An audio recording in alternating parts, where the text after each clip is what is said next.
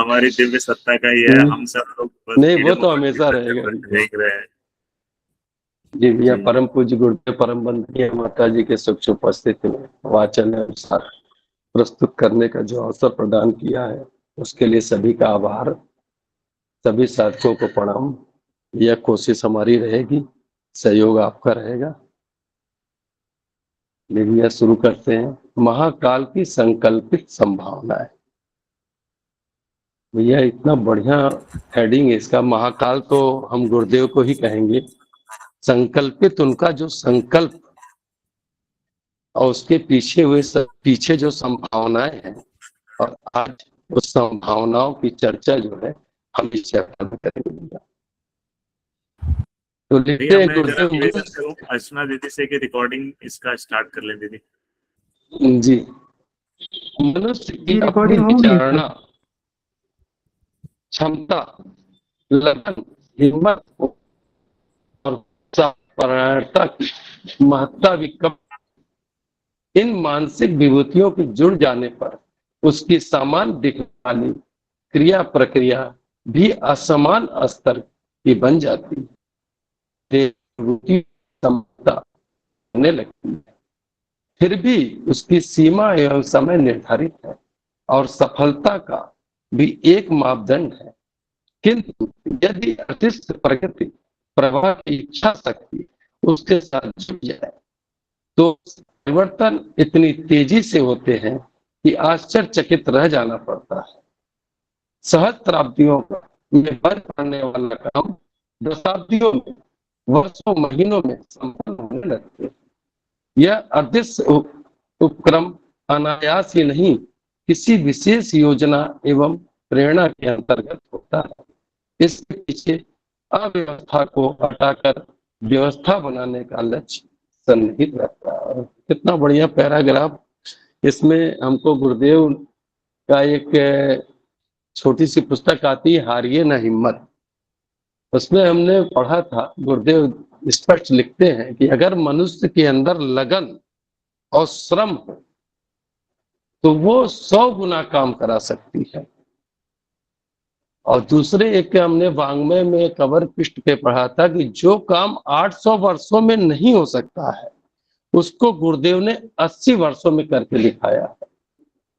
और गुरुदेव ने साहित्य लिखने से लेकर के इतनी बड़ी शक्तिपीठ, इतनी बड़ी क्रांति, जिसको संभव नहीं है बहुत सारे काम ये 80 साल में पूरा हो सकता है, उसको गुरुदेव ने कर दिखाया। और आगे भैया बहुत सारे काम जो उन्होंने लिखा है कि अदृश्य शक्ति वो अनायास नहीं होता है, उसके पीछे एक समर्पण और एक लक्ष्य, संकल्प जो गुरुदेव के साथ जुटा हुआ था, उस अदृश्य शक्ति ने उनका योगदान किया, जिससे गुरुदेव ने अंत में ये लिखा है कि उस लक्ष्य का ये कारण था कि अव्यवस्था को व्यवस्था में बदलने का, जो हमें अनायास ही नहीं मिला। इसके पीछे लक्ष्य था। दूसरा पैराग्राफ भैया, आंधी तूफान आते हैं तो उड़ती हुई धूल के साथ मुद्दतों का जमा कचरा कहीं से कहीं पहुंच जाता है। खंडक भर जाते हैं, भूमि समतल बनने में इतनी फुर्ती दिखती है मानो जो करना है उसे कुछ ही क्षणों में कर गुजरे। रेगिस्तानी टीले पर्वत आज यहाँ तो कल वहां उड़कर पहुंचते प्रतीत होते हैं। घटाटोप बरसते हैं तो सुव्यवस्थित थल क्षेत्र जल ही जल से अपूरित दिख पड़ता है। अस्त व्यस्त झोपड़ों का पता नहीं चलता, बूढ़े वृक्ष तेजी से धराशायी होने लग चले जाते हैं। ऐसा न जाने क्या अजूबे सामने आ खड़े होते हैं जिसका कुछ समय पहले तक कल्पना नहीं थी। भैया प्रकृति का तो ये हम रोज देख रहे हैं, आंधी पानी और बाढ़ सुनामी जो इसकी चर्चा है, लेकिन हमने इसको थोड़ा सा अपने उसमें देखा। हमें याद है कि गुरुदेव की आंधी का हमने अनुभव किया था। आंवल खेड़ा में एक कार्यक्रम होना था, 93-94 की बात है। हो सकता है बहुत से साधक उसके साक्षी हों कि 13 किलोमीटर का वो एरिया जिस पे कार्यक्रम हुआ, वहां के लोगों ने, और जो वहां पे पूरे उत्तर प्रदेश से काफी लोग गए थे, श्रमदान के लिए बुलाया गया था, तो भाई साहब ये कल्पना नहीं कर रहे थे कि क्या ये वही जगह है, इतना सुंदर, इतना कैसे बन गया और कुछ दिनों में ही। तो ये कल्पना नहीं किया था। उसमें गुरुदेव का जो, हमें लोगों का तो दृढ़ इच्छा शक्ति था, लेकिन हमको लगता है इसमें गुरुदेव का संकल्प की जो संभावनाएं है वो कहीं ना कहीं छिपी थी।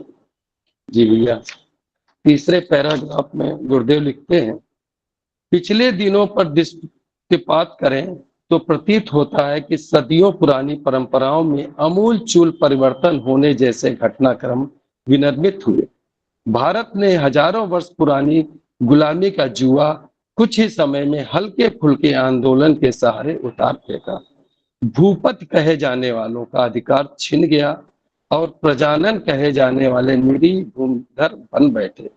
दास दासियों का क्रय विक्रय और लूट अपहरण एक वैध व्यवसाय की तरह सुप्रचलित था, पर अब उसका कहीं अता पता नहीं दिखता।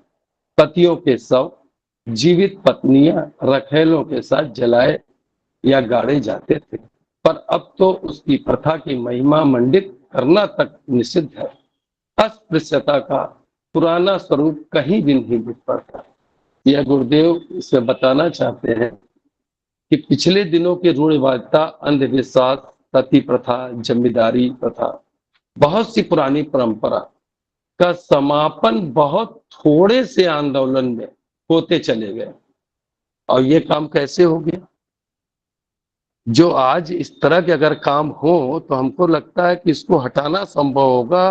और गुरुदेव ने यहाँ पे लिखा है कि थोड़े से आंदोलन में, और इतनी बड़ी, इतनी कुरीतियां, इतना अंधविश्वास, और वो समाप्त होते धीरे धीरे चले गए। तो इसके पीछे ये कहीं से भी संदेह नहीं है कि इसमें गुरुदेव का संकल्प सन्निहित था। चौथा पैराग्राफ है भैया, विज्ञान की उमंग उभरी तो 2-3 शताब्दियों में ही रेल, मोटर, जलयान, वायुयान, बिजली आदि ने धरती के कोने कोने में अपनी प्रभुता का परिचय देना आरंभ किया। अंतरिक्ष में उपग्रह का चक्कर काटने लगे। रेडियो टेलीविजन एक अच्छा खासा अजूबा है। रॉकेटों ने इतनी गति पकड़ ली कि वे धरती के एक कोने से दूसरे कोने पे जा पहुंचते हैं। रोबोटों ने मानवीय श्रम का स्थानापन्न होने की घोषणा की है और कंप्यूटर मानव मस्तिष्क की उपयोगिता को मुंह बिचकाकर चिढ़ाने लगे हैं। अणु आयुषों तक का कहना है कि लाखों करोड़ों वर्ष पहले बनी इस समृद्ध और सुंदर धरती को चाहे तो वो क्षण भर में धूल बनाकर अंतरिक्ष में अदृश्य कर सकते हैं।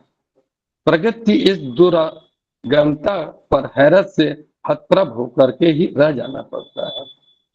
गुरुदेव ने यहाँ विज्ञान युग की बात की है कि जब विज्ञान युग चला तो प्रगति बहुत तेजी से हुआ और लोगों की खुशी का ठिकाना नहीं था भैया। लोगों को लाभ भी बहुत मिला। कंप्यूटर युग ने तो इतना विकास कर लिया कि मानव मस्तिष्क छोटा लगने लगा, जबकि बनाया मानव नहीं था, लेकिन उस चीज के पीछे ऐसा कार्य हुआ कि मानव मस्तिष्क बिना उसके आगे नहीं बढ़ पा रहा था। अब भैया दूसरी चीज आगे गुरुदेव लिखते हैं कि प्रगति इतने होने लगी कि मनुष्य यह भूल गया कि इस विकास ने तो हमारी प्रकृति और सुंदर धरती को क्षण भर में नष्ट करने की क्षमता रखती है। भैया इसमें एक हमें पिक्चर याद आने लगी, रोबोट के नाम से एक पिक्चर आई थी कि मनुष्य ने इतना प्रगति किया, उस रोबोट को इतना बढ़िया बना दिया कि वो उसके गले की हड्डी बन गई थी। अंत में उसको समाप्त करने के लिए कितना मेहनत करना पड़ा और बहुत सा नुकसान हुआ। तो ये तो भैया पिक्चर की बात थी, लेकिन ये आज सत्य है कि विकास का जो दुरुपयोग हो रहा है उसके पीछे बहुत ही दिक्कत आ रही है, और जहां सदुपयोग हो रहा है वहां लाभ ही लाभ हो रहा है। अब आइए आगे भैया, यह भूतकाल की विवेचना हुई। अब वर्तमान पर नजर डालें तो प्रतीत होता है कि 21वीं सदी की शुभ संभावनाएं हरी धूप की तरह अपनी उगती पत्तियों की दिख पड़ने के स्तर तक पहुंच रही है। प्रतिभा परिष्कार की सामायिक आवश्यकता लोगों द्वारा स्वेच्छापूर्वक अपनाए जाने में आनाकानी करने पर भी बसंत ऋतु के पुष्प पल्लवों की तरह अनायास ही वह अपने वैभव का परिचय करा देती दिखती है। नस नस में भरी हुई कृपणता और लोभ लिप्सा पर न जाने कौन सा ऐसा अंकुश लगा रखा है, जैसे उन्मत्त हाथी पर कुशल महावतों द्वारा काबू पाया जाता है। भगीरथ की सप्त ऋषियों की, बुद्ध शंकर दयानंद विवेकानंद गांधी विनोबा की कथाएं अब प्रत्यक्ष बनकर सामने आ सकेंगी या नहीं, इस शंका आशंका से आज जबकि हर कहीं निराशा बलवती होती दिख पड़ती है, इतने पर भी नियत की परिवर्तन प्रत्यावर्तन की क्षमता का समापन हो जाने जैसा विश्वास नहीं किया जा सकता। महाकाल की हुंकारें जो दसों दिशाओं को प्रध्वनित कर रही हैं, उन्हें अनसुनी कैसे किया जाए। युग चेतना के प्रभात पर्व पर उदयमान सविता के आलोक को किस प्रकार भुलाया जाए। युग अवतरण की संभावनाएं गंगा अवतरण की तरह अद्भुत तो है, पर साथ ही इस तथ्य से भी इनकार कैसे किया जाए कि जो कभी चरितार्थ हो चुका है वह फिर अपनी पुनरावृत्ति करने में असमर्थ ही रह जाएगा। युग संधि की वर्तमान बेला ऐसी ही उथल पुथल से भरी हुई है। यह गुरुदेव यहाँ साफ लिख रहे हैं कि प्राचीन ज्ञान ऋषियों महापुरुषों की कथाएं जो अब सुनने को ही मिलती है, उस तरह के लोग नहीं हैं, लेकिन भैया ये है हरी धूप की तरह जो लाख गर्मियों में जल जाए और समय में सूख जाए, लेकिन वर्षा ऋतु आने पे इसमें परिवर्तन आता है और हरियाली आती है और वो धूप अपना पुराना, यहाँ पे वही लिख रहे हैं कि ऐसा नहीं हो सकता कि वो चीजें नष्ट हो गई हैं, वो कहीं ना कहीं जो है पड़ी है। तो उसको उन्होंने लिखा है कि अपने असली स्वरूप में आ जाती है। जिस तरह धूप, उस तरह भैया हमारे अंदर भी बीज रूपी सारी क्षमताएं भरी पड़ी है और सारे कसाय कलमस जो हमारे अंदर इस समय है, और वो लगता है कि भैया जो हम अपना प्रैक्टिकल देख रहे हैं कि जितना कलाय कसाय कलमस ईर्ष्या द्वेष घृणा हमारे अंदर थी, उस पे लगाम लगा रहा है। कौन लगा रहा है? जिस तरह से पागल हाथी मदमस्त हाथी को एक महावत कंट्रोल करता है, उस तरह से लगता है कि गुरुदेव हमारे पीछे खड़े होके इन चीजों से हमें धीरे धीरे मुक्ति दिला रहे हैं और हमारे ऊपर अंकुश लगा रहे हैं। और एक समय की पुकार, महाकाल की हुंकार सभी दिशाओं में गूंजेगी, तो भैया युग परिवर्तन होके रहेगा, होके रहेगा, होके रहेगा, इसमें कोई दो राय नहीं है। अब भैया आगे चलते हैं। मई 89 में ग्राम पंचायतों को विशेष अधिकार देने की बात अचानक बन गई थी। ग्रामीण स्वराज गांधी जी के आरंभिक दिनों का सपना था यह, उस पर चर्चाएं होती रहती थी, परियोजनाएं बनती रहती थी, पर यह किसी को भरोसा नहीं था कि अचानक 89 के कुछ माह में भी इस संदर्भ में क्रांतिकारी परिवर्तन की इतनी सरलता से हो गए। राज्य परिवर्तन खून खराबे के बिना, आक्रोश विद्रोह उभरे बिना कहाँ होते, वह समर्थ हाथों से छीनकर सत्ता निर्धनों के पिछड़ों के हाथों में इतनी आसानी से चली जाएगी, यह बात मानव के गले नहीं नीचे नहीं उतरती। फिर भी यह संभव हो जाता है तो इससे इनकार कैसे किया जा सकता है। पिछड़ों का संकल्प के स्तर तक पहुंचना असाधारण रूप से समय साध्य और कष्ट साध्य माना जाता था। फिर भी पिछड़ों को, अशिक्षितों को, दलितों को, दलित दमित महिलाओं को इतना आरक्षण मिलना कि उनका ही बहुमत बन पड़े, इस तथ्य को सही होते हुए भी समझ लिया।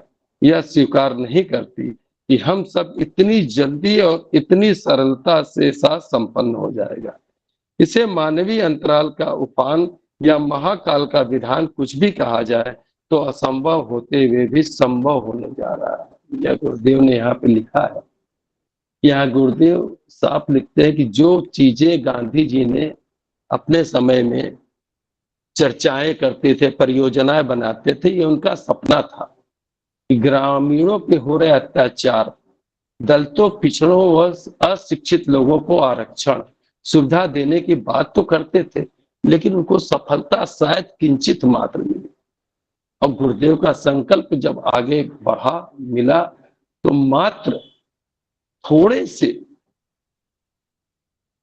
आंदोलन कह लीजिए, परेशानी कह लीजिए, अचानक 89 में बिना किसी परेशानी के क्रांतिकारी परिवर्तन हो गया। इतना बड़ा परिवर्तन या बिना किसी महाकाल के शक्ति के नहीं हो सकता था, संभव नहीं है। महाकाल की तपस्या, संकल्प की वजह से यह कार्य संपन्न हुआ। आगे भैया लिखते हैं, इस एक उफान के बाद परिवर्तन की घुड़दौड़ समाप्त हो जाएगी, ऐसा कुछ किसी को भी नहीं सोचना चाहिए।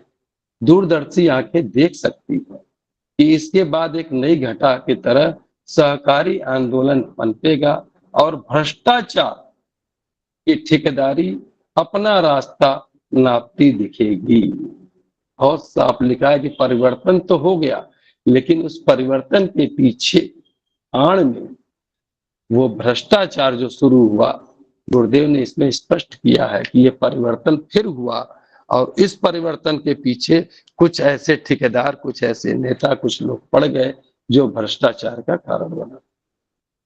आगे कहा जाता है, बिचौलिए 94% डकार जाते हैं, उपभोक्ता पल्ले मात्र 6% पड़ता है। इतने बड़े व्यवधान से निपटना किस बलबूते पर संभव हो? जिनकी डांड में खून का चस्का लगा है, उन्हें किस प्रकार विरत होने के लिए सहमत किया जा सकेगा? इसका उत्तर एक ही है, घोड़े के मुंह में लगाई जाने वाली लगाम, ऊंट के नाक में डाली जाने वाली नकेल, हाथी के सीधी राह पे लाने वाले अंकुश की तरह जब सहकारिता के आधार पर अर्थव्यवस्था चलेगी तो वो अंधेर गर्दी कहाँ पैर टिकाई रह सकती है। जो प्रगत योजनाओं को निगल निगल कर मगर की तरह मोटी होती चली जाती है। राज्य क्रांति में, पंचायत राज में दूरगामी परिणाम को देखते हुए उसे अभूतपूर्व कहा जा सकता है। इसके पीछे सट कर चली आ रही सहकारिता क्रांति है, जिसके सही रूप से चरितार्थ होते ही धन की मध्यस्थों द्वारा हड़प लिए जाने की संभावना लुंज पुंज होकर रह जाएगी, भले ही उसका अस्तित्व पूरी तरह समाप्त होने में कुछ समय लगे। भैया यहाँ पे गुरुदेव लिखते हैं, जहां कभी दलालों का कमीशन 94% था, मतलब पूरा वर्चस्व ही उनका था, उनके मुंह में इतना खून लगा था, उनको समझाना ना कुछ चने चबाना था, क्योंकि इसमें हमारे देश के नेता, अधिकारी और बहुत से लोग की मिली भगत थी। लेकिन कब तक? जब तक गुरुदेव ने लिखा घोड़े में लगाम नहीं लगी थी, जब तक ऊंट के नाक में नकेल नहीं लगी थी, जब तक महावत हाथी को अंकुश करने के लिए नहीं आए, तब तक ये चीजें थी। गुरुदेव लिखते हैं कि इसका समाधान है सहकारिता, मतलब सबका मिलजुल कर काम करना, और इसके आधार पर जब व्यवस्था चलेगी तो सारी चीजें धीरे धीरे समाप्त होने लगेगी, भले ही पूरी तरह समाप्त होने में समय लगे। आगे वही 9वें पैराग्राफ लिखते हैं, शिक्षा के क्षेत्र में प्रौढ़ शिक्षा गले की हड्डी की तरह अटकी हुई, जिनके हाथों में इन दिनों समाज की बागडोर है, वे अशिक्षित रहकर अनगढ़ बने रहे। यह कितने बड़े दुख की बात है। सरकारी ढंग से इतनी बड़ी व्यवस्था की उम्मीद नहीं की जा सकती, विशेषतया जब तक कि पढ़ने वाली विद्या अर्जन के लिए अभिरुचि न हो। इस समस्या का हल अगले दिनों इस प्रकार निकलेगा कि शिक्षितों को अपने समीप के अशिक्षितों में से एक दो को साक्षर बनाने के लिए बाधित होना पड़ेगा। हराम की कमाई खाने वालों को जब अपराधी माना जाएगा और तिरस्कृत किया जाएगा, तब दूसरी और श्रमशीलों को पूर्ण आत्मा मानकर उन्हें मान महत्व दिया जाएगा। और तो उस माहौल में उन अपराधियों का पत्ता साफ हो जाएगा जो जिस तिस बहाने समय तो काटते हैं पर उपार्जन में, अभिमर्दन में योगदान तनिक भी नहीं देते। पाखंडी, अनाचारी, निठल्ले प्राय इन्हीं लवादों को ओढ़े अपनी चमड़ी बचाते रहते हैं। यह गुरुदेव लिखते हैं कि इस समय जो चल रहा है, हमें तो 20-25 साल पहले का याद है भैया, एक बार कोई शिक्षा मंत्री बना था, ये याद नहीं है कि ये किस सरकार में था, मायावती या अखिलेश सरकार में, जो भी रहा हो। एक ऐसा शिक्षा मंत्री आया था, चूंकि हमारा इससे संपर्क काफी रहा है, जो शिक्षा के नाम पे कुछ जानता ही नहीं था। अब ऐसे लोगों से भैया शिक्षा मंत्री तो बना दिया, कैसे हमारे देश का कल्याण हो? तो ये तो संभव था नहीं। और आज जो स्थिति है, धन का जो दुरुपयोग हो रहा है, सरकारी धन का सरकारी स्कूलों में छिपी नहीं है कि भैया, मुझको लगता है अभी भी 75% ऐसे सरकारी विद्यालय हैं जिनमें रजिस्टर मेंटेन हो रहा है। सरकार फ्री में कपड़ा दे रही है, फ्री में बस्ता दे रही है, फ्री में पुस्तक दे रही है, फ्री में खाना दे रहा है, लेकिन पढ़ने वाले बच्चे वो केवल रजिस्टर में नाम लिखवाते हैं और पढ़ते कहाँ हैं? दूसरे स्कूलों में।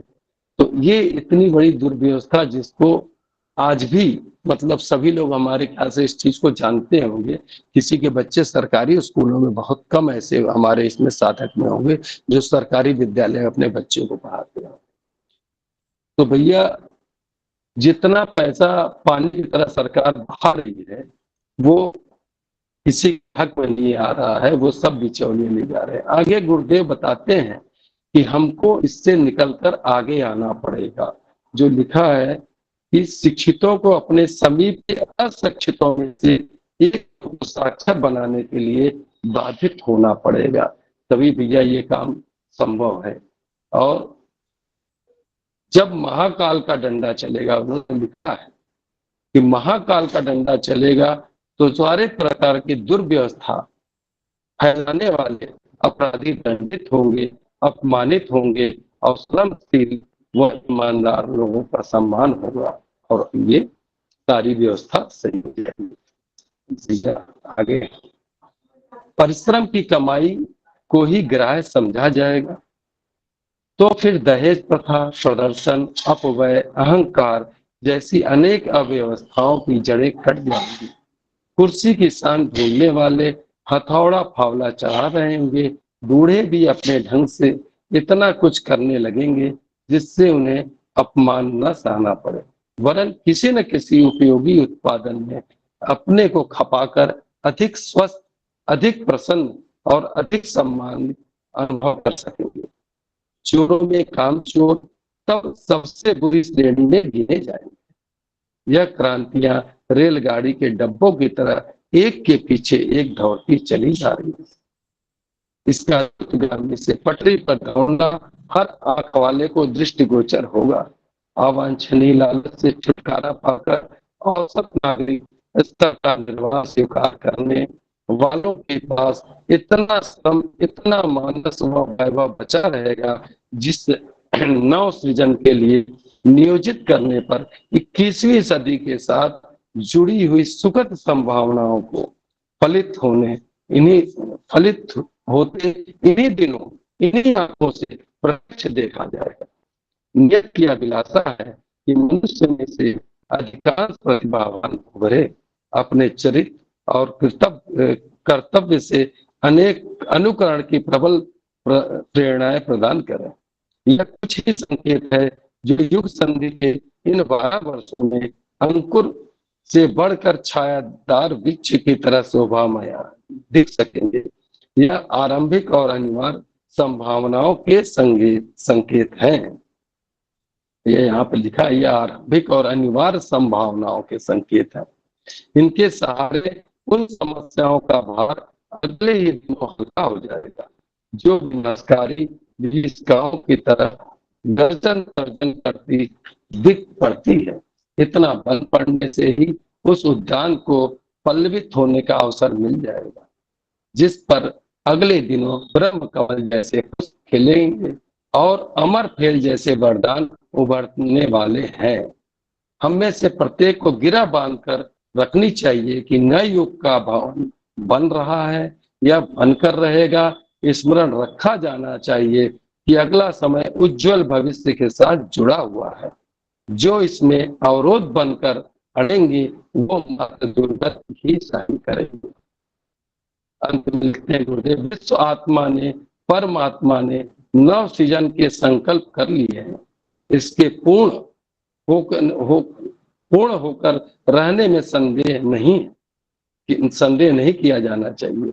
21वीं सदी बनाम उज्जवल भविष्य का उद्घोष मात्र नारा नहीं है, इसके पीछे महाकाल का प्रचंड संकल्प सन्निहित है। उसका चरितार्थ होते हुए प्रतिभा परिष्कार के रूप में देखा जा सकेगा। अगले दिनों इन कोयले की खदान में ही बहुमूल्य मणि मुक्तक उभरते और चमकते दिखाई देंगे। यह गुरुदेव ने बहुत अच्छा लिखा है पैराग्राफ में। सभी पैराग्राफ में एक चीज स्पष्ट समझ में आई है, 21वीं सदी उज्जवल भविष्य ये केवल नारा नहीं है, समय का परिवर्तन, महाकाल का संकल्प जब उल्टे को उलट करके सीधा करेगा। जिस प्रकार की देखा देखी अवस्था अव्यवस्था बढ़ती जा रही है, क्रमशः उसी प्रकार घटती जाएगी और देखा देखी लोग एक के पीछे एक व्यवस्था बनाने में जुट जाएंगे और जो इसमें बाधक बनेगा उसकी मात्र दुर्गति कुछ नहीं होगा और प्रतिभाएं सामने आएंगी और चमकती दिखाई पड़ेंगी। जैसा कि गुरुदेव ने चाहिए उनको हीरो के हार के लिए आज हमारे बहुत से साधक उसमें आ रहे हैं। या बस आगे समाप्त। बहुत बहुत धन्यवाद। बहुत बहुत धन्यवाद भैया। जिस प्रकार की भावनाएं आप अपने वाचन में आज सम्मिलित की हैं, हम सब लोगों के लिए बहुत बड़ा है। और साथ के साथ आपने साथ प्रस्तुतिकरण किया तो बहुत आपने सटीक प्रयास किया कि गुरुदेव ने ये बातें जिस संदर्भ में कही यथावत उसको रखने का प्रयास बिल्कुल वैसा ही हुआ है। तो इस सुंदर वाचन और साथ बहुत बहुत आभार भैया। कोशिश किया भैया जी। अब निवेदन है सभी उपस्थित साधक बंधु कि महाकाल के इस आवाहन को हम लोगों ने अपने विचार में हम लोगों ने किस प्रकार से समझा और जो प्रयास बाबूजी ने किया उसके बाद इसमें आगे और हम चर्चा करके एक दूसरे का ज्ञानवर्धन भी करेंगे। तो सबसे पहले चंदन भैया का हैंड रेज आया है। जी भैया बहुत बहुत धन्यवाद, अपनी बात रख सकते हैं। और प्रयास किया जाए कि हम लोग अपने आप को बात जब करें तो अपना वीडियो भी ऑन कर लें, संवाद स्थापित करने। जी भैया प्रणाम। नाम भैया। सभी साधकों को प्रणाम। भैया वीडियो ऑन कर लीजिए भैया। हाँ एक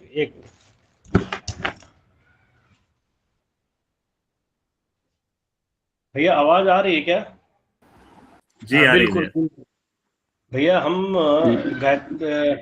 गायत्री परिवार के साधक तो हैं और साथ साथ हम संघ में भी 5 साल काम किए और अभी भी काम करते ही हैं। लेकिन संघ का जो काम है ना भैया, कि गुरुदेव जो बोल रहे हैं कि बता रहे हैं कि समाज को कैसे बदलेंगे। अब देखिए ये बात जैसे भ्रष्टाचार का बात करेंगे तो आरएसएस वाला तो भ्रष्टाचार का खिलाफ काम कर रहा है और गुरुदेव जो लिख रहे हैं कि अब मोदी जी, और अभी पॉलिटिकल में थोड़ा आएंगे कि ये थोड़ा सब्जेक्ट पॉलिटिकल बैकग्राउंड का आ गया है, इसलिए थोड़ा बात करना पड़ेगा। तो यहाँ पर जो है जैसे कि हम जहाँ कर्नाटक में रह रहे हैं या बिहार जहाँ भी रहे, तो वहाँ पर देखिए कि कोई भी, जैसे अभी मुंगेर का जो ब्रिज है वो जहाँ सुल्तानगंज में है, 400 करोड़ का ब्रिज था, वो गिर गया गंगा नदी में। तो वहाँ का जो लोग जाके देखा, जो कंक्रीट और ये सब जो बना था, तो वाकई में गुरुदेव लिखे हैं ना कि 97% पैसा जो है सब अपना क्या बोलते हैं, बंदर बांट हो जाता है, राजनीतिक भाषा में बोलते हैं बंदर बांट। और 6-7% जो है समाज में लगता है। तो ये सिर्फ हमारा मुंगेर ही नहीं है, पूरा हर जगह है, कर्नाटक में तो और ज्यादा है। लेकिन बिहार का जो नेता लोग है और यूपी का, हम किसी के लीडरशिप की बात नहीं करेंगे, तो वाकई में गुरुदेव बताएं कि पढ़े लिखों को पॉलिटिकल बैकग्राउंड में आना चाहिए। और आरएसएस जो है आज वही कर रहा है, उसी को आरएसएस में क्या होता है थोड़ा इसमें बता देते हैं कि इसका बहुत सारा जिला कार्यवाह समिति होता है, प्रांतीय का, तो सबको जो है अलग अलग पोस्ट देता है और सबसे काम लेता है। जैसे मोदी जी जो है इंडिया का 504 डिस्ट्रिक्ट में, हर 504 डिस्ट्रिक्ट में रात रुके हैं, वो इतना घूमे हैं वो, और इतना घूमे, आप समझ जाइए कि 500 से ऊपर डिस्ट्रिक्ट है, हर डिस्ट्रिक्ट में गए हैं, उसको पढ़े हैं, अध्ययन किए हैं, और आज जो है वो ऐसे नहीं पीएम है। तो यहाँ पर जो है जो भ्रष्टाचार लोग है उसको हटाने का ही प्रक्रिया कर रहा है बीजेपी। तो ये सब हमको तो लगता है गुरुदेव का आशीर्वाद है। गुरुदेव जो है ये कहीं न कहीं तो सबको मनोबल को बढ़ा रहे, उनका जो बोलते हैं अरविंद घोष के मंत्र पावर से ही जो है ना बड़े बड़े महात्मा निकल के, महात्मा गांधी, सुभाष चंद्र, उसी तरह गुरुदेव के मंत्र के भाव से ही, सूक्ष्मीकरण साधना के बल ही है जो हमको आज बीजेपी अच्छा काम कर रहा है। जो अच्छा अभी जो है बीजेपी का उद्देश्य है कि योगी और बीजेपी जैसा संत पुरुष ही आए, ये गुरुदेव का ही आह्वान हमको लग रहा है। हम तो 5 साल से देख रहे हैं संघ में ऐसा ही चल रहा है। अच्छा, बात रहा कि कुछ लोग जो अभी पीछे है, उसके अलावा, अच्छा ऐसा भी नहीं कहेंगे बीजेपी में लोग गलत है, कुछ लोग है, तो ये हमको अब बात आ गया कि हम क्या कर सकते हैं। तो हम आप जो है एक ही रास्ता है कि जितने भी जो जहां रहते हैं, जैसे हम यहाँ रहते हैं, तो हम तो यहाँ जैसे एक SI सब इंस्पेक्टर है, DC है, तो उससे जाके मिलते हैं, और 1-2 केस भी हमने उसको डील किया था, जो कि उस पर सफल मिला, हमको तो सफलता प्राप्त हुआ। तो ऐसे सब लोग जो SI है, DC है, वहाँ का नेता है, कांग्रेस का नेता, इस सबसे मिल करके अपना विचार, जो गुरुदेव का बुक है ना, हम उसको देते हैं। कभी गीता दे दिए, कभी राष्ट्र सशक्त और समर्थ कैसे बने, हमने सबको पढ़वाया है। यहाँ पर 2-3 आदमी संघ का लोग है, पढ़ा और बौद्धिक दिया है, बोला है चंदन भाई तुम तो ये कहाँ से बुक लेके आए, तो हम बोले ठीक है मंगा के, हम फोटो खींच के उसको भेजता हूँ एक चैप्टर। तो राष्ट्र सशक्त और समर्थ कैसे बने, जो भी पढ़ेगा तो सही है, ये चोर नहीं होगा, एकदम क्लियर है, चोर नहीं। RSS में यही बोलता है कि चोर नहीं बनना हमको देश का। तो भैया काम तो हो रहा है, और बहुत हद तक काम हुआ है, गुरु का कृपा है। और हम लोग जो 100 आदमी जो बैठे हैं ना, तो ऐसे नहीं बैठे हैं, गुरु का बड़ा प्यार है हमारे ऊपर, इसलिए बैठे हैं। और हम लोग धीरे धीरे ये जो सुबह से लेके शाम तक जो साधना और आराधना कर रहे हैं ना, कभी न कभी तो हमको फल मिलेगा ही, और मिल रहा है, ये पूरा विश्वास है। तो काम चल रहा है भैया, ज्यादा नहीं बात करेंगे, और बहुत लोग आएंगे। धन्यवाद भैया, प्रणाम जी। बहुत बहुत धन्यवाद भैया, आपने एक पक्ष रखा जो राजनीतिक था निश्चित रूप से, और गुरुदेव ने जिस प्रकार की बात कही थी कि 94% जो है, 94% जो है वो बिचौलिए इसको हजम कर जा रहे हैं, सिर्फ मात्र 6% जो है वो लोगों तक पहुंच रहा है। ये एक समय भारत की स्थिति थी, परंतु अभी जो डिजिटलाइज एज में काफी चीजें सुधरी हैं, और बहुत सारा बेनिफिट जो जनता के लिए इस केंद्र सरकार या राज्य सरकार के द्वारा दिया जाता है वो डायरेक्ट पहुंच भी रहा है। तो बिचौलियों की भूमिका को कम से कम करने का प्रयास किया जा रहा है। साथ में राजेंद्र जी भाई साहब ने अभी एक बहुत बढ़िया उदाहरण दिया था शिक्षा को लेके, जो हमारे भविष्य में जो हमारे बच्चे हैं उनके भविष्य को लेकर के एक बहुत बड़ी ये बात है। और हम सब ने सुना है कि हाल ही में मेडिकल की परीक्षा में नीट में जो है वो प्रश्न पत्र काफी लीक हुए और बहुत से स्टूडेंट्स का मनोबल बहुत गिरा। और ये जवाबदारी सरकार की है, विशेष रूप से जो केंद्रीय शिक्षा मंत्री हैं उनकी ये जवाबदारी है कि बच्चों के भविष्य से खिलवाड़ ना किया जाए। क्योंकि बच्चा एक रिदम में एक साल तैयारी करके आया है और वो प्रश्न पत्र कुछ स्वार्थी तत्वों की वजह से लीक हुए थे। यहाँ पर भी भ्रष्टाचार है भैया।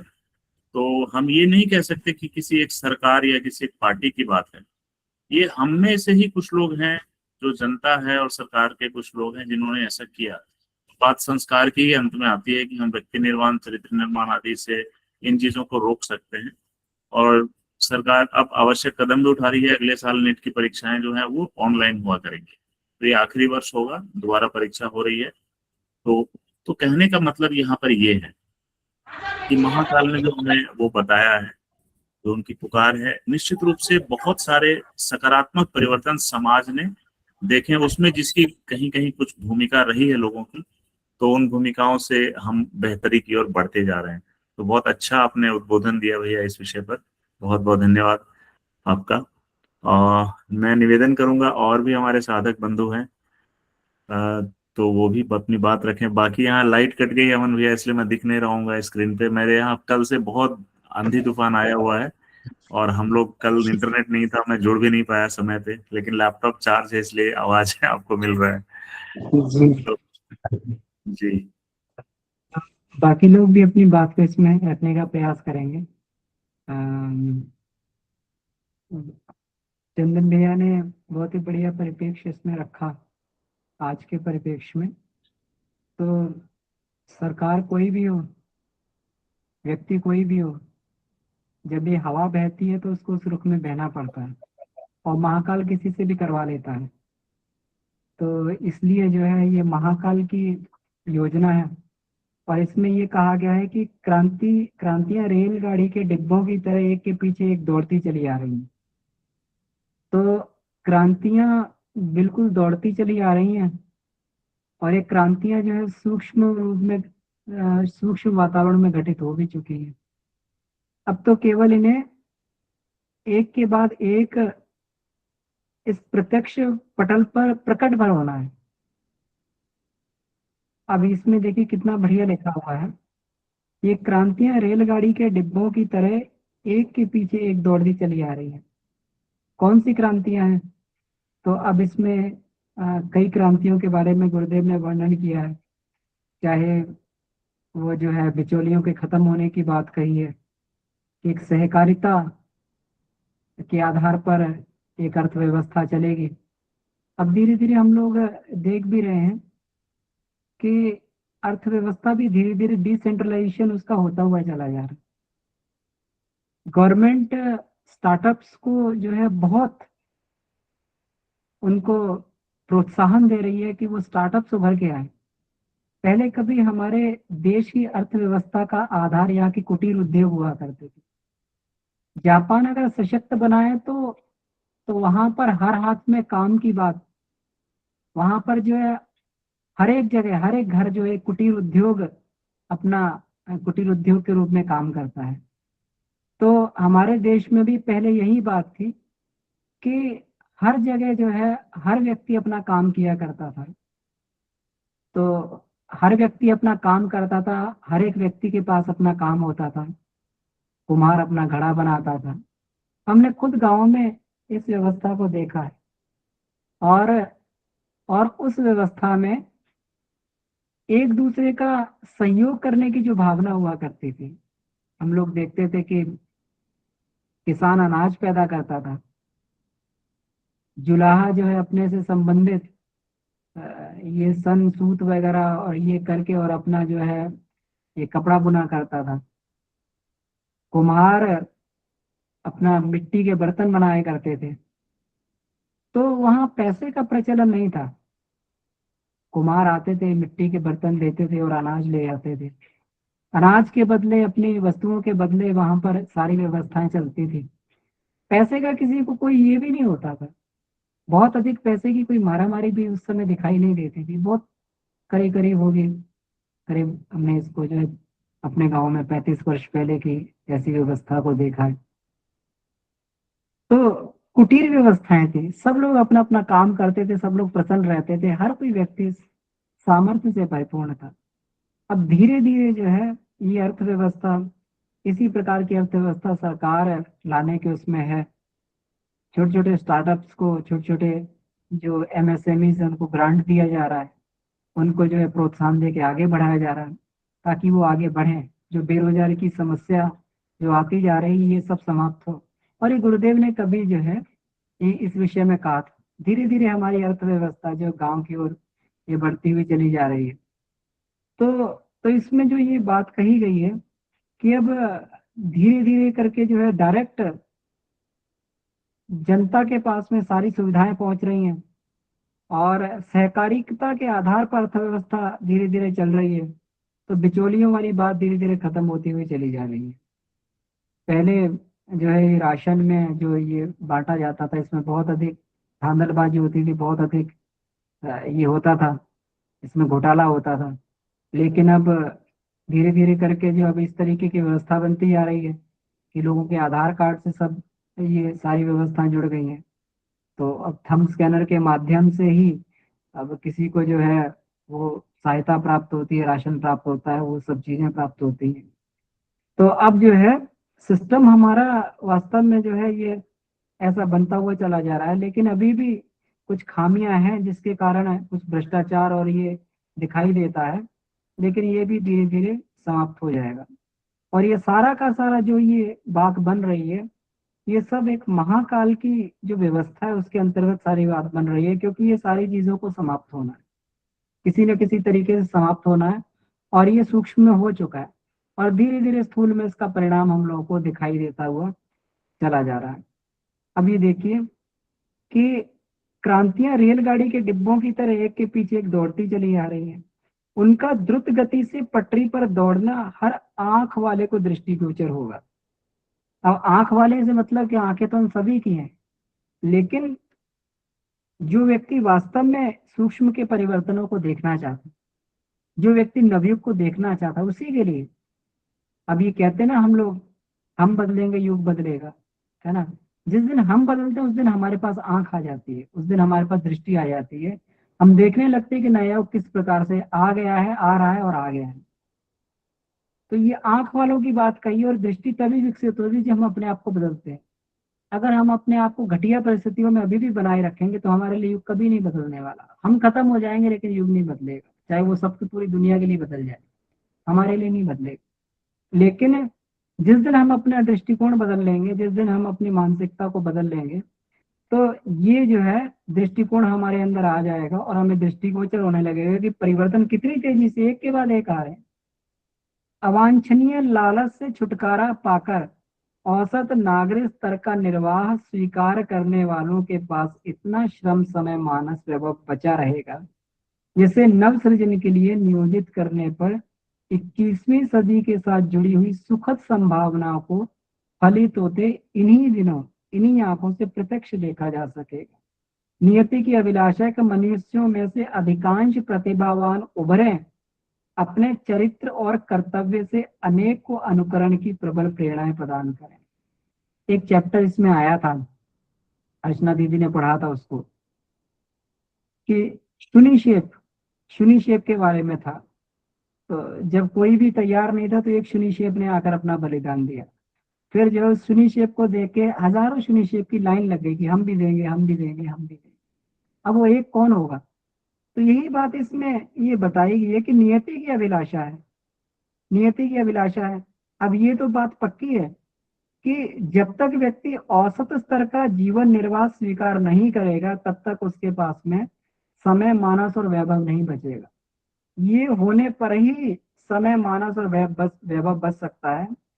हम लोग कहें कि हम लोग एक पैर वैभव में फंसा लें और एक पैर जो है अपना इधर फंसा लें तो बात नहीं बनेगी।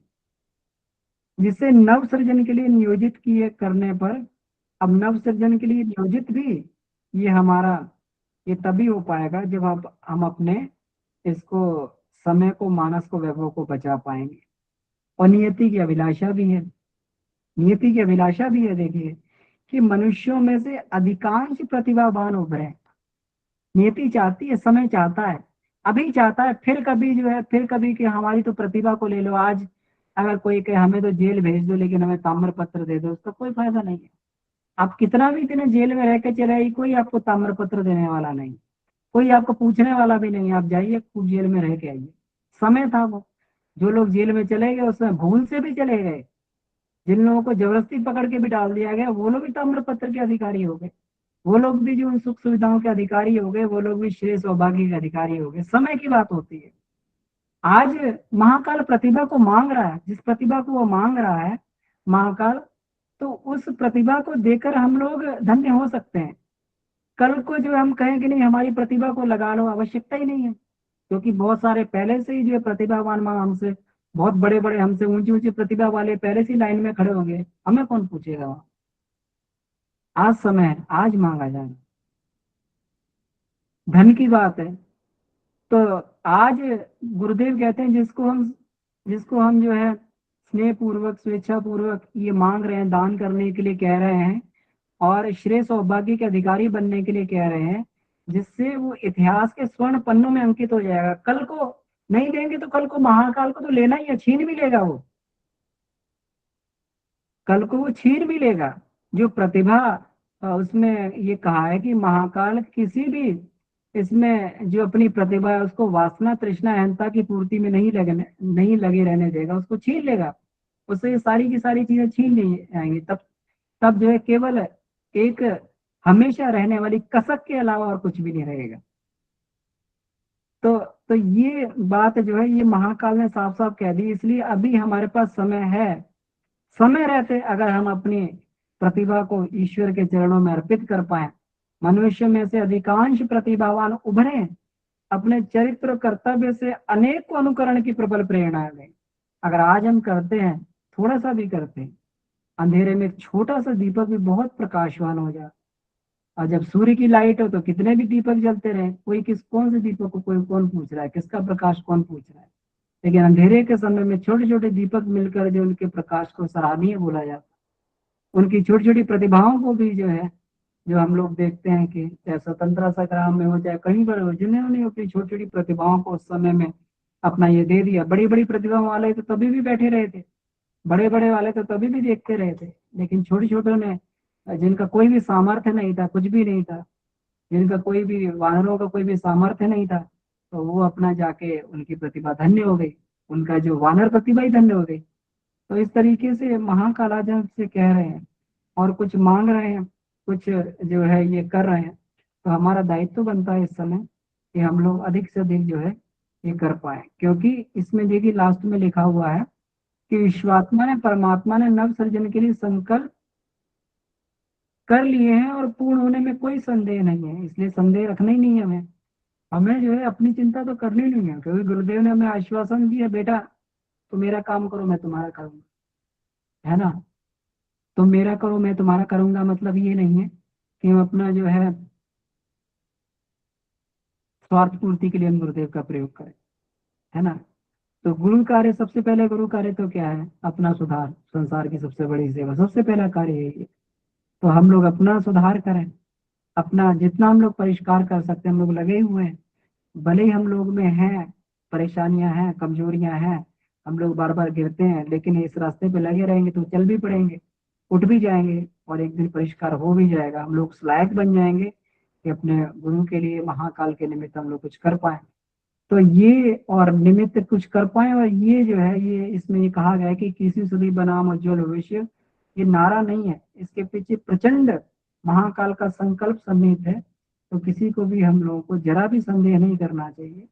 और जो है हम अगले दिनों हम लोगों को जो है ये बिल्कुल साफ होता हुआ दिखाई देगा। हमें तो केवल अपने कर्तव्य का निर्वाह मात्र करना है, जिसमें गुरुदेव ने ये बात कही है। जी जी, धन्यवाद भैया। शंभू जी। बहुत बहुत धन्यवाद अमन भैया। शंभू भैया का हैंड रेस है, उससे पहले मैं प्रिया दीदी से निवेदन करूंगा कि आपका हैंड रेस था दीदी, आप अपनी बात रख लें, फिर हम लोग शंभू भैया से भी सुनेंगे। प्रिया श्रीवास्तव दीदी, अपने आप को अनम्यूट कर लें, वीडियो ऑन कर लें दीदी। जी भैया, जय गुरुदेव भैया, सभी को प्रणाम।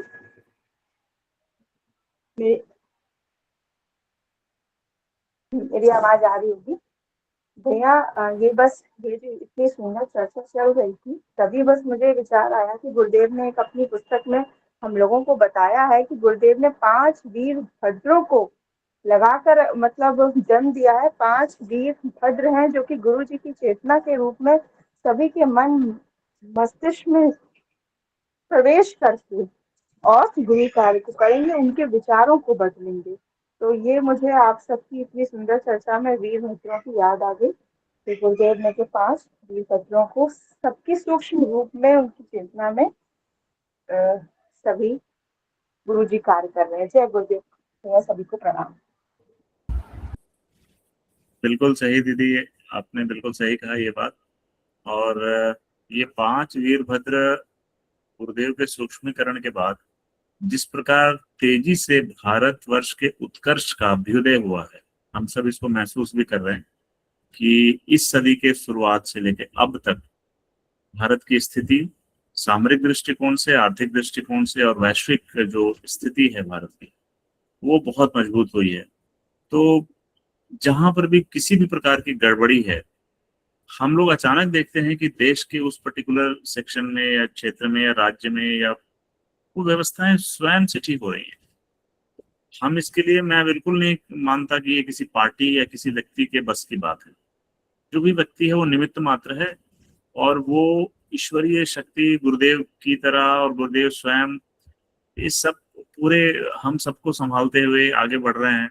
और आप देखिए अभी पूरी दुनिया में ऐसी क्राइसिस आई हुई है, आप इसकी बात गुरुदेव ने अपने साहित्यों में बहुत कहा है दीदी।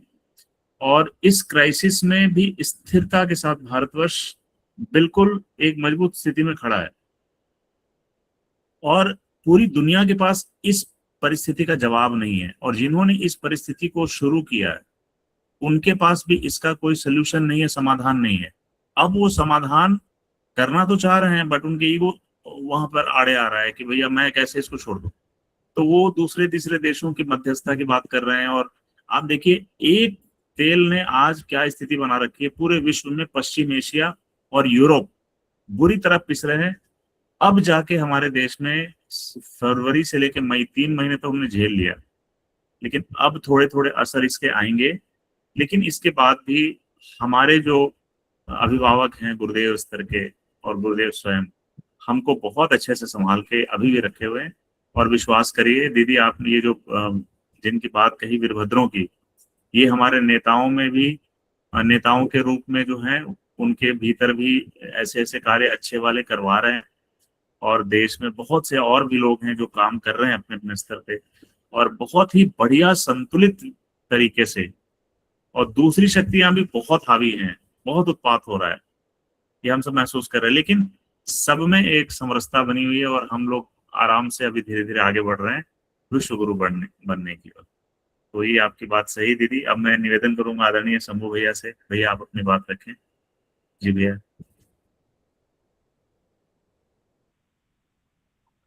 प्रणाम भैया, सबको प्रणाम, भैया को प्रणाम।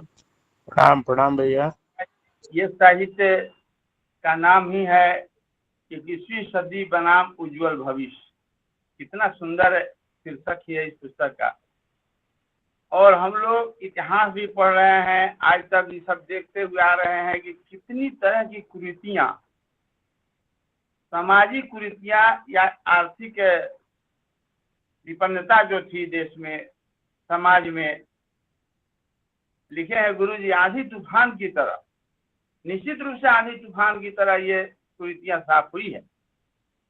और भ्रष्टाचार के मामले में भी बहुत सुधार हुआ है। स्वर्गीय राजीव गांधी जी प्रधानमंत्री थे, बोले थे, प्रधानमंत्री होते हुए बोले थे कि यहाँ से जब 1 रुपया निकलता है 11 पैसा 10 पैसा लाभार्थी के हाथ पहुंचता है। कोई प्रधानमंत्री का स्टेटमेंट था, परंतु देखिए गुरु जी की कैसी कृपा, कैसे परिवर्तन का बेड़ा चल रहा है, युग परिवर्तन। और क्या, हम लोग सारी बातों को देख रहे हैं, असेसमेंट कर रहे हैं, चिंतन कर रहे हैं, ये कितना परिवर्तन कैसे गुरु जी। कोई जरूरी नहीं है गायत्री परिवार हम हैं आप हैं और तो हम ही लोग करेंगे। गुरु जी को कराना है कहाँ से, कैसे वातावरण बनाकर, कैसे कैसे पुरुषों के नेताओं के या शासकों के दिल में बैठकर ये सुधार करा रहे हैं गुरु जी, और परिवर्तन हो रहा है। हमारे यहाँ 10 वर्ष पहले पटना में एक कार्यक्रम हुआ था, अपना शक्तिपीठ पर आए थे डॉक्टर साहब। उन्होंने इतना खुश हुआ कि हमारे बिहार में नीतीश जी ने शराबबंदी का एकदम दृढ़ संकल्पित होकर शराबबंदी का उन्होंने ऐलान किया। इस बात की बड़ी प्रशंसा चर्चा हुई थी पटना में, डॉक्टर साहब खुद प्रणब पांडे जी आए थे। तो और आज भी कितने लोग उसमें क्या बैड एलिमेंट जो है इसको तोड़ने का, इसको बर्बाद करने का प्रयास किए, लेकिन ये कितनी ऊपर के वाले की कृपा है कि आज भी शासक जो है इस पर अधीर है कि नहीं शराबबंदी रहेगा, शराब मुक्त रहेगा भी। तो इसलिए बहुत सारी बातों को देखा जा रहा है। आज देखिए डिजिटल होने से अभी प्रधानमंत्री जितना जनधन खाता खुलवाए, कितना उसका विरोध हो रहा था, कितना आलोचना हो रहा था। आज जो पैसा लाभार्थी को वहां से छोड़ा जा रहा है उतना पैसा उसके खाते में हाँ डायरेक्ट आ रहा है, एक पैसा इधर उधर नहीं। जबकि गुरु जी लिख रहे हैं 94% बिचौलिए पैसे खाए जाते। तो ये परिवर्तन है, नहीं तो क्या, ये महसूस करने की जरूरत है। काफी परिवर्तन हो रहा है। और गुरु जी के जो लिखी हुई बातें हैं सत्य है, यहाँ पर एकदम स्पष्ट गुरु जी लिख दिए हैं। अब इसमें किसी तरह का कोई गुंजाइश नहीं है कि हम में से प्रत्येक को गिरह बांध लेनी चाहिए। इतनी गारंटी गिरह बांध लेनी चाहिए कि नवयुग का भवन बन रहा है, वह बनकर रहेगा। स्मरण रखा जाना चाहिए कि अगला समय उज्जवल भविष्य के साथ जुड़ा हुआ है। और क्या कह रहे हैं, जो इसमें अवरोध बनकर अड़ेंगे मात्र दुर्गति ही सहन करेंगे। इतना साफ साफ स्पष्ट गुरु जी इसके बारे में हम लोग समझा रहे हैं, दिखा रहे हैं। अब इसमें तनिक मात्र भी संदेह की गुंजाइश नहीं है कि गुरु जी तो युग परिवर्तन, देखिए कि युग परिवर्तन कर लिया गया है भूत सूक्ष्म में, अब उसको हम लोग धरातल पर दिखाई दे रहा है। निश्चित रूप से है कि युग परिवर्तन होना ही होना है। हम सब बदलेंगे, युग बदलेगा। जय भैया, प्रणाम भैया। जी भैया, बहुत सुंदर, बहुत बढ़िया आपने ये बात कही है कि किस प्रकार से संकल्प अगर हो तो भ्रष्टाचार को कैसे निपटाया जा सकता है। इसका बहुत ही बढ़िया उदाहरण पिछले हम लोग कई वर्षों से देख रहे हैं। और निश्चित रूप से एक योगी ही इस प्रकार का काम कर सकता है। योगी वेश से, वेशभूषा से नहीं, संकल्प से योगी, और निरत ईश्वर के ईश्वरीय कार्य मानकर देश की सेवा करने का जो संकल्प है माननीय प्रधानमंत्री का, वो बिल्कुल हम सब लोग उसके लिए आभारी हैं। तो आइए भैया, आज समय हो गया और बहुत समय से ही आज हम लोग इस कक्षा को विराम की ओर बढ़ा रहे हैं। तो मैं सबसे पहले धन्यवाद दूंगा आदरणीय गोकुल जी भाई साहब, बहुत सुंदर वाचन, भावपूर्ण और बहुत सुंदर साथ प्रस्तुतिकरण। हमेशा की तरह आदरणीय अमन भैया ने जो विवेचना हम लोगों को इसकी की है इस अध्याय की, साथ में जो मार्गदर्शन भैया का एक विश्वास है कि हम सब भगवान के पार्षद हैं और ये गुरुदेव हमसे अपना काम ले रहे हैं और बहुत ही बढ़िया हमारा उन्होंने देखभाल भी वो कर रहे हैं। तो हमें जरा भी इस बारे में डाउट नहीं होना चाहिए कि किसी भी तरह की दिक्कत या समस्या आने वाले समय में आएगी। तो आइए इन्हीं बातों के साथ हम सब आत्मोत्कर्ष की प्रार्थना करते हैं, जैसा कि हमारे इस समूह का नाम भी है, हमारे आत्मा का उत्कर्ष हो और हमें शांति प्राप्त हो। ओम शांति शांति शांति। समाप्त। सभी को प्रणाम एवं शुभ रात्रि। सभी भाई बहनों को प्रणाम, सभी साधकों को प्रणाम, जय गुरुदेव। प्रणाम सभी को, जय गुरुदेव। प्रणाम भैया, सभी को प्रणाम। सभी को प्रणाम भैया। शुभ रात्रि। जी प्रणाम। प्रणाम भैया, सभी को प्रणाम।